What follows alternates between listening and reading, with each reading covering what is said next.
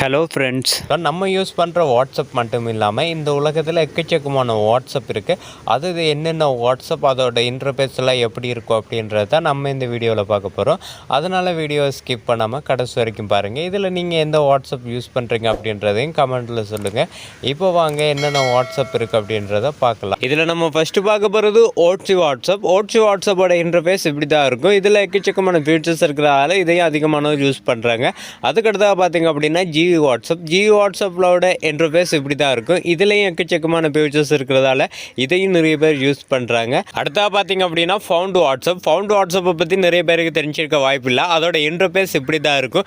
இது ரீசெண்டாக தான் இப்போ அதிகமானவர் யூஸ் பண்ண ஆரம்பிச்சிருக்காங்க. அதுக்கடுத்தா பார்த்தீங்க அப்படின்னா ஃபிங் வாட்ஸ்அப் வந்து கேர்ள்ஸை இம்ப்ரெஸ் பண்ணுறதுக்காக ஃபிங் கலரில் இந்த வாட்ஸ்அப்பை மேக் பண்ணியிருக்காங்க. அதோட இன்டர்ஃபேஸ் இந்த மாதிரி தான் இருக்கும்.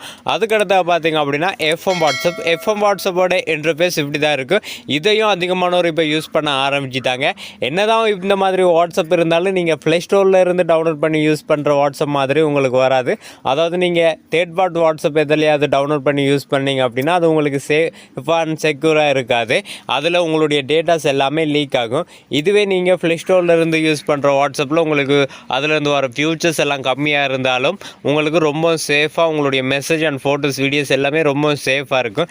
இதுவே நீங்கள் ஒரு தேர்ட் பார்ட், அதாவது எஃப்எம் வாட்ஸ்அப், ஃபிங் வாட்ஸ்அப் அந்த மாதிரி ஏதாவது யூஸ் பண்ணுவீங்க அப்படின்னா அது உங்களுக்கு சேஃபாகவே இருக்காது. அதனால் முடிஞ்ச வரைக்கும் ப்ளே ஸ்டோரில் இருக்கிற வாட்ஸ்அப்பையே யூஸ் பண்ணுங்கள்.